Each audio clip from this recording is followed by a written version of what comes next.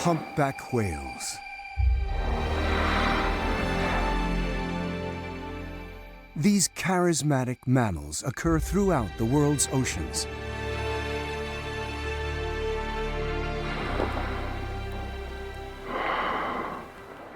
And they have long fascinated those lucky enough to observe them.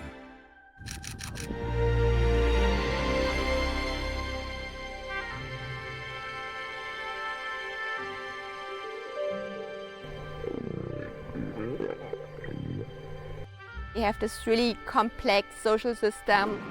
They're quite intelligent critters.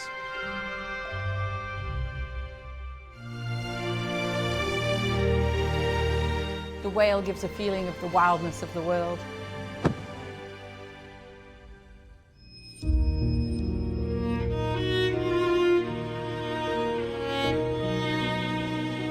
Once nearly hunted to extinction, these awe-inspiring animals have made a remarkable comeback since 1966, when the International Whaling Commission completed the global ban on commercial whaling of humpback whales.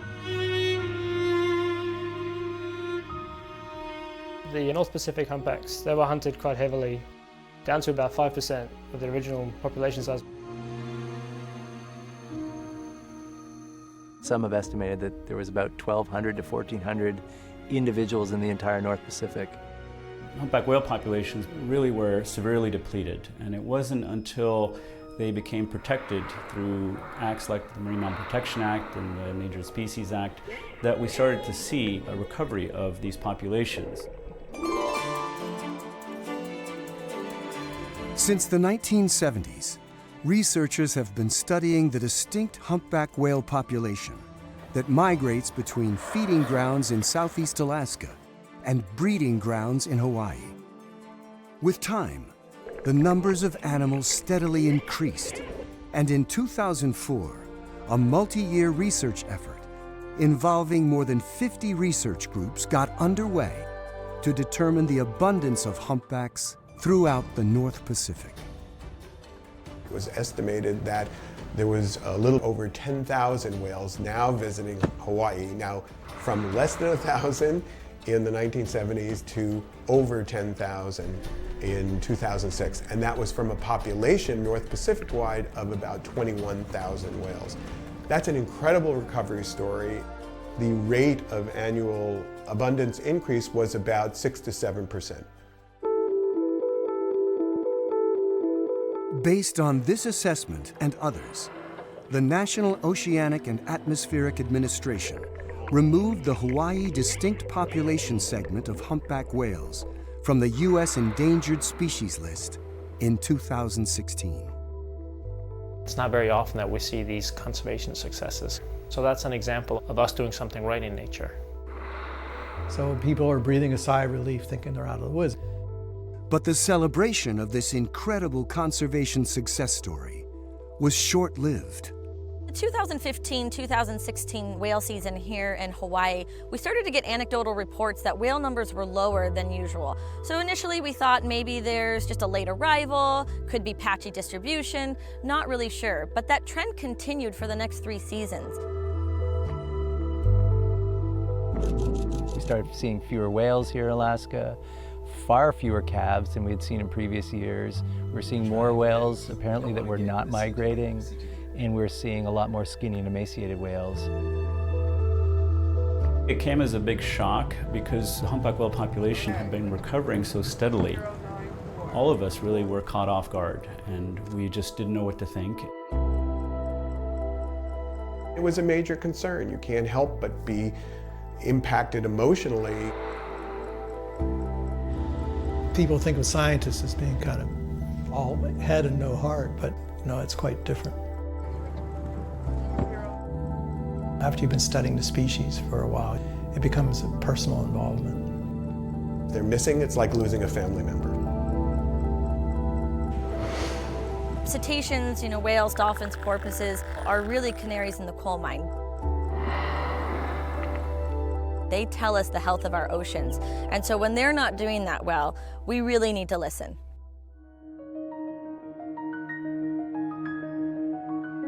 What had happened to the humpbacks?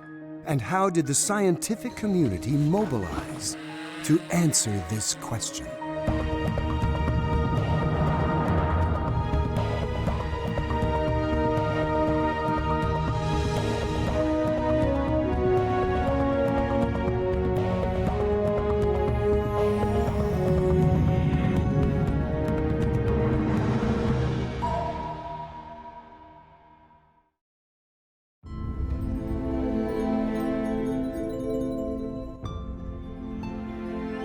For decades, scientists in southeast Alaska and the main Hawaiian Islands have been studying the humpback whales that frequent their waters. The whales are in Alaska in all months of the year. They definitely start to drop off in November through December, with a very low point in January, and then they start coming back up in abundance across the late winter and early spring. The vast majority of whales that feed in southeast Alaska will migrate thousands of miles to the main Hawaiian Islands to breed in late winter and early spring.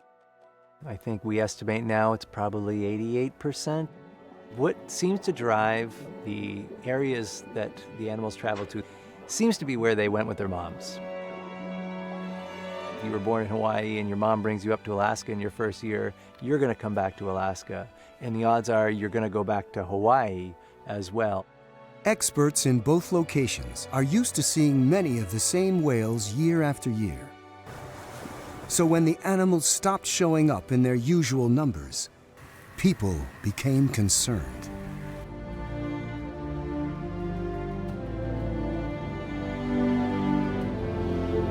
In 2018, the Hawaiian Islands Humpback Whale National Marine Sanctuary helped to convene over 30 researchers and I think it was over 17 institutions to come together and try to figure out what's going on with our North Pacific stock of humpback whales. And so this involves people from all the different islands here in Hawaii and Alaska, and we're really trying to work together to figure out what is going on. It's very important, I think, to have these discussions and these collaborations because we have a lot of knowledge gaps. The consensus of the meeting was that we needed to, figure out, what their status was now, using different methods. Sighting! 92092. Researchers at the Hawaiian Islands Humpback Whale National Marine Sanctuary came up with a three-pronged approach to determine how many whales are coming to the winter breeding grounds each season.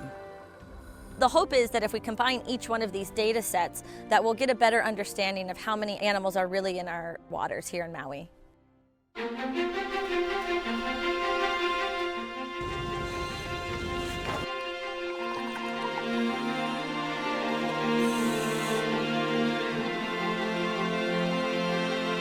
We have a number of acoustic recorders out in various parts of the Hawaiian Islands. While on the breeding grounds, the male humpbacks perform elaborate songs, which become the dominant source of sound underwater. The acoustic recorders help us determine when whales are in Hawaiian waters because acoustic energy increases. So we can measure the arrival of the whales in the December time frame. The acoustic levels go up rapidly. They usually peak around February or March and then decrease in the April time frame. Now, that allows us to track the whale season itself, but then we can also use that information to compare the whale seasons between years.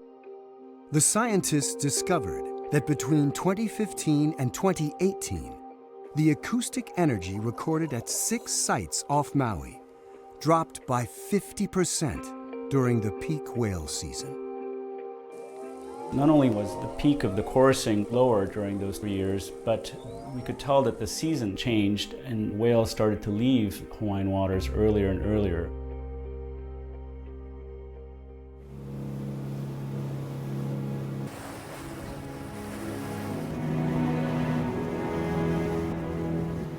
Knowing this, the experts decided to count the actual numbers of whales in the area.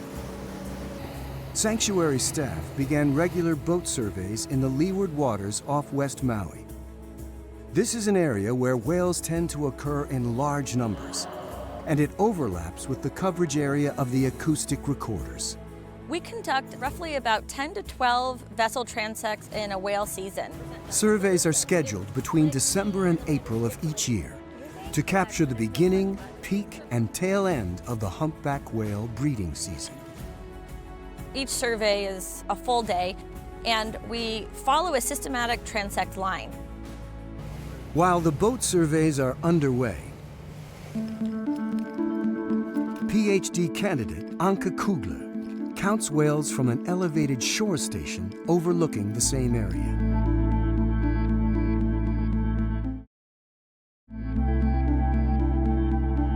So we try to schedule the boat and the land days at the same time. And I'm also doing additional land service. I come up here like once a week and I scan the entire area for any humpback whale presence from about 8 o'clock to 2:30. And then I do scans for 30 minutes every hour and basically try to get the location of every whale I see. Once Anke spots a whale, she uses a surveyor's instrument called a theodolite to measure the horizontal and vertical angle of its position. And we can use those angles to have the computer calculate the actual GPS position of the whale. It gives us a spatial distribution of the whales at a given time in the area. By combining these efforts, what we've been able to do is show that between 2015 and 2018, there was approximately a 50% decrease in the number of whales that were occupying the area we've been monitoring. In the 3 years that followed, the numbers of whales generally increased again, though scientists say there were some fluctuations in the lengths of the seasons. I've seen, for example, like shifts in the peak of the season. The numbers I'm seeing drop like earlier in some years.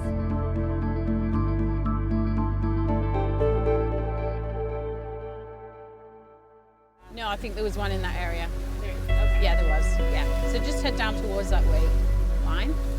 Yeah. Researchers with the Keiki Kahola project, who focus on mothers and calves, also recorded a drastic decline in whale numbers over a 3-year period.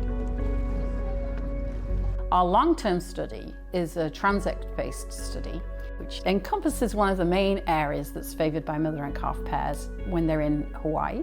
And that's been underway since 2008.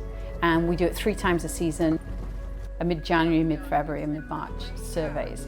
2016 is when we first saw a really clear decline in the numbers of whales we were seeing in Hawaiian waters. And then over the next 2 years that played out. When we compared 2013 and 14 to 2017 and 18, those 2-year periods, we were seeing a 76% decrease in the numbers of mothers and calves that we encountered on those transect lines. Related to that, we also started to see a change in seasonality. 2019 was when we first saw our numbers coming back up quite healthily in Hawaii, and we were getting back to maybe where we were at the start of the demise.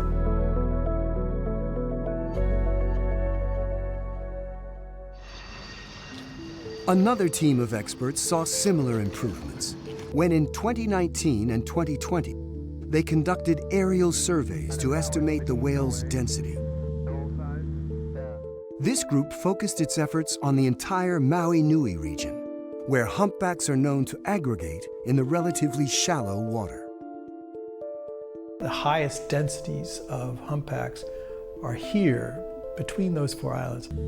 What we've been doing is 3 aerial surveys, one prior to the peak of the season, one at the peak, and one post-peak.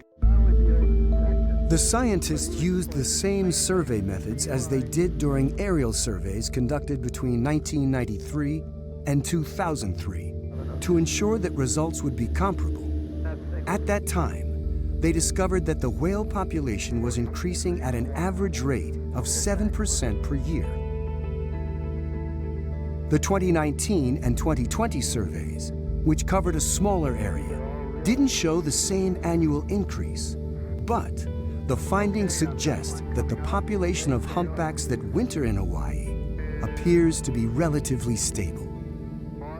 It's one of the most promising statistics that we picked up for 2019. There's 9% of the pods that we saw had calves, and that's higher than it had been in the past.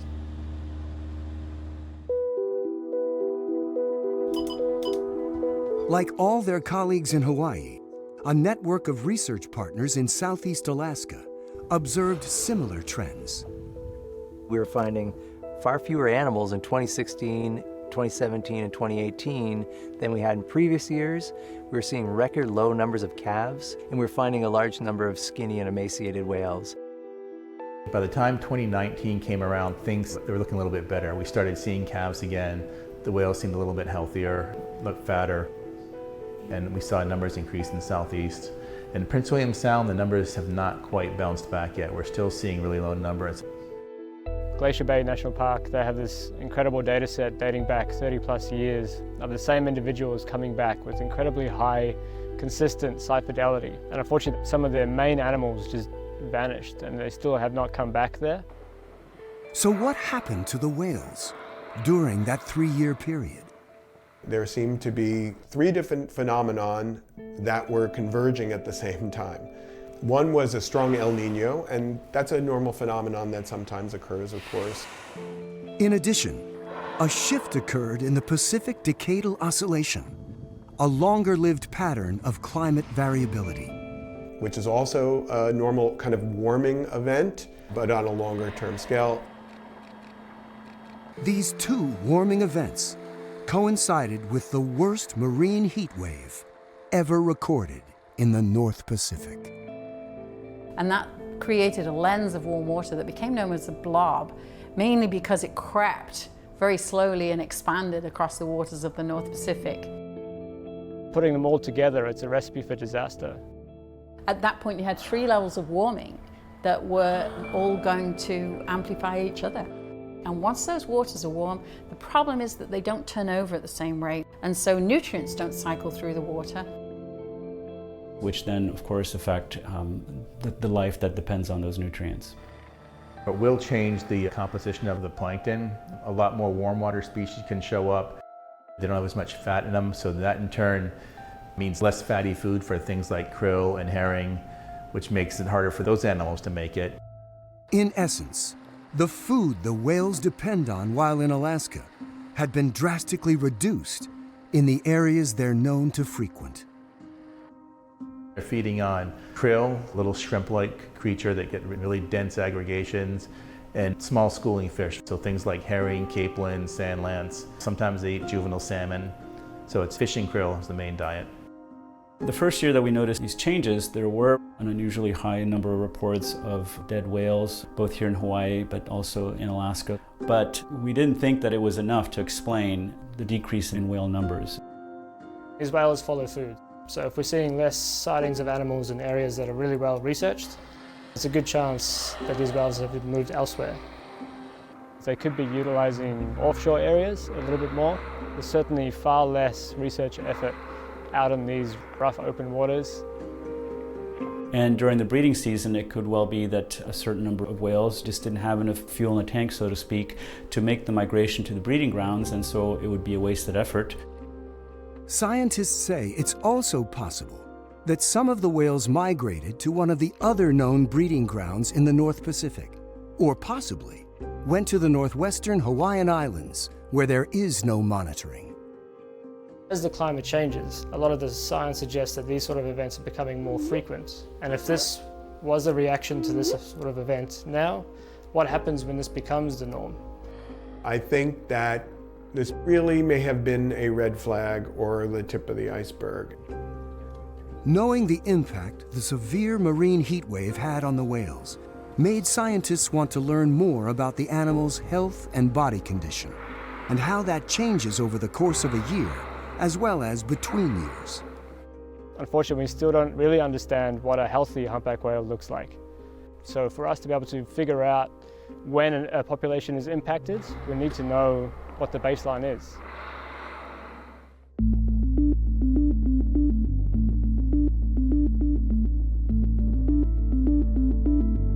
To do so, scientists from the Marine Mammal Research Program at the University of Hawaii at Manoa are collaborating closely with other experts in Hawaii and Alaska. PhD student Martin van Aswegen spends each April through October in Southeast Alaska, conducting research with the Alaska Whale Foundation. We're studying the distribution of the animals, the abundance of the animals, looking at the numbers of calves they're producing, and how that changes across the season. 3, 2, 1. In addition, Martin is collecting regular measurements of the animals from the air. We're using these drones to non-invasively get over the top of the whales as they're surfacing. And as they surface, we can get a video, a high-resolution image of their body contours. So we can see how long the whale is, but also how wide the animal is. And using some software that we have, we can measure the total length of the animal, as well as the width across 20 different points on the body. We can do this again and again and again with the same animals and different animals. And this allows us to see how quickly these whales are gaining mass. Their job up here is essentially just to gain as much mass and weight as they can in preparation for when they start to migrate south when they're fasting. So we're trying to estimate how much they need to feed up on their foraging grounds, so Alaska, and what is the cost of the migration down here to Hawaii. In addition to our feeding season work, we're sampling in Hawaii as well. We're sampling January, February, March. Some of the measurements that we're getting are quite surprising. Things like adults losing up to 28 inches of their body width while on the breeding grounds, for example, and that's without a calf. That's just a regular mature adult. Between 2018 and 2021, Martin captured approximately 4,100 measurements of over 3,200 humpbacks in Hawaii and Alaska. This includes repeat sightings of more than 80 individual animals in both locations within 6 months of each other. The way you recognize an individual whale is by looking at the underside of its tail, its fluke. Every whale has unique black and white pigmentation patterns and the shape of the trailing edge of the fluke. Whale experts from all over have long used photographs of the flukes as a way to identify the individual animals they're studying. New technology has revolutionized this photo ID process.